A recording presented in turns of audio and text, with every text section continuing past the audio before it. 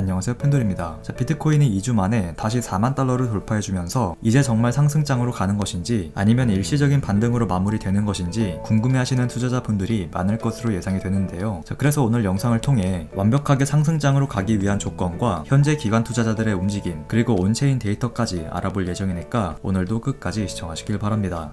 먼저 기관 투자자들의 움직임과 온체인 데이터를 보기 전에 비트코인 일봉 차트를 통해 기술적 분석부터 말씀을 드리자면, 제가 최근에 우리가 매수해야 되는 타이밍은 3만 달러대로 내려온 자리나 주요 저항으로 작용될 수 있는 가격대를 돌파하는 이런 자리에 매수해야 된다 라고 알려드렸었고, 현재 시장의 분위기를 봤을 때 이 3만 달러보단 좀 더 비싸게 매수해야 될 가능성이 높다 라고 말씀드렸었죠. 일단 예상대로 반등이 나오긴 했지만 아직 저항 라인을 돌파해주지 못했기 때문에 완벽하게 추세가 상승으로 전환된 것은 아니고, 우리는 여기서 이 저항을 돌파 마감해주는지 아니면 다시 하락으로 전환되는지 지켜볼 필요가 있다 라고 말씀드릴 수 있습니다. 그러나 이 저항 라인만 돌파한다고 해서 추세가 완벽하게 상승으로 전환됐다 라고 볼 수는 없고, 여기서 우상향으로 이어지기 위한 조건이 있는데요. 그래서 오늘 이 부분에 대해서 추가적으로 말씀을 드리자면, 만약 비트코인이 이 저항으로 작용될 수 있는 4만 1000달러 마저도 돌파 마감해 준다면 그 다음으로 우리가 확인해야 될 건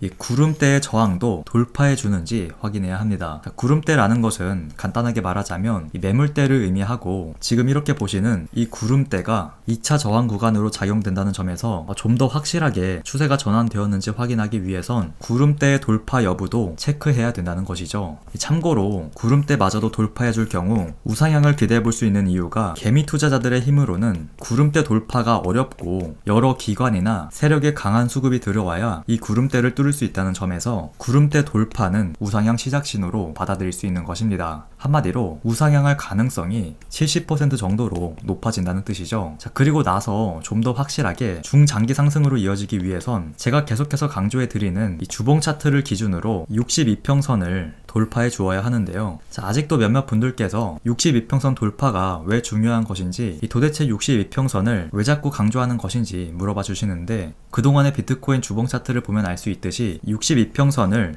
이전보다 더 강력한 거래량과 함께 돌파해 줄 때마다 중장기적으로 우상향하는 모습을 보여주었다는 점에서 62평선 돌파는 중장기 상승의 중요 지표 역할을 한다고 말씀드리는 것입니다. 그리고 이렇게 62평선 위로 가격을 끌어올리는 힘도 개미가 아닌 세력만 가능하다는 점에서 62평선 돌파를 우상향 신호로 받아들일 수 있는 것이죠. 그래서 정리해보면 4만 1000달러의 저항과 구름대의 저항을 돌파해주기 전까진 추세가 상승으로 전환된 것은 아니기 때문에 아직 매수보단 관망으로 좀 더 지켜보실 것을 추천드리지만, 긍정적으로 흘러갈 가능성이 높아 보인다는 점에서 상승을 기대해봐도 좋겠다고 말씀드릴 수 있습니다. 여기까지 비트코인이 상승 추세로 전환되기 위한 조건과 중장기 상승으로 진입하기 위한 조건에 대해서 알아보았고요. 다음으로 상승의 무게를 들 수 있는 이유에 대해서도 말씀을 드리자면, 우선 첫 번째로 지난번에 보여드렸던 미국 개인투자자협회에서 진행한 설문조사에서 향후 시장이 추가 하락으로 이어질 것이다 라고 투표한 투자자의 비중이 절반을 넘어섰고, CNBC에서 조사한 결과 이렇게 약세를 전망하는 투자자의 비중이 50%를 초과하면 평균적으로 6개월에서 1년간 시장이 상승하는 모습을 보여주었다 라고 알려드렸었죠. 실제로 1월 26일에 설문조사 이후 개인 투자자들의 하락한다는 의견과는 다르게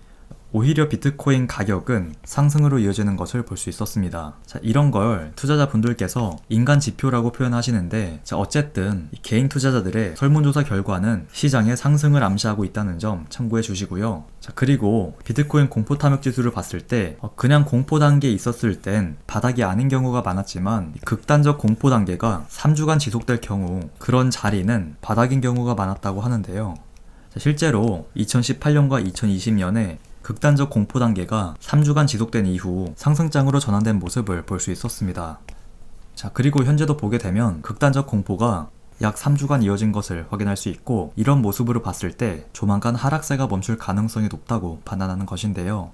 워렌 버핏의 명언 중에 공포에 사서 탐욕에 팔라는 말이 있을 정도로 시장의 공포는 매수 기회라는 것을 알 수 있습니다. 이렇게 시장의 분위기가 매수 관점으로 돌아서는 동안 실제로 캐나다의 현물 ETF를 보시게 되면 최근에 단기적으로 36,000달러대로 하락했을 때 엄청난 자금이 유입된 것을 확인할 수 있었는데요. 자, 물론 캐나다의 ETF 상품이라는 점에서 이 가격 상승에 큰 영향을 주진 않겠지만, 자, 우리는 이러한 움직임을 통해 현재 기관 투자자들의 이 투자 심리가 매수로 전환되고 있다는 것을 확인할 수 있었습니다. 자, 한마디로 이 미국의 기관들도 이제는 비트코인을 매수 관점으로 바라볼 가능성이 높아졌다라는 것이겠죠. 자, 그래서 아직까진 추세가 상승으로 전환된 것은 아니지만 이 전체적인 분위기를 봤을 때 조만간 상승으로 전환될 가능성이 높다고 판단할 수 있기 때문에 계속해서 알려드리는 것처럼 바닥이 될 수 있는 지금 자리에서 절대 포기해선 안 된다는 말씀 드리도록 하겠고요. 시간 투자를 좀 더 늘리신다면 좋은 결과가 있을 것으로 보여진다는 점에서 조금만 더 힘내시라는 말씀 드리도록 하겠습니다. 자, 오늘 제가 준비한 소식은 여기까지고요. 오늘 영상이 도움이 되셨다면 좋아요, 구독 한 번씩 부탁드립니다. 지금까지 팬들이었습니다. 감사합니다.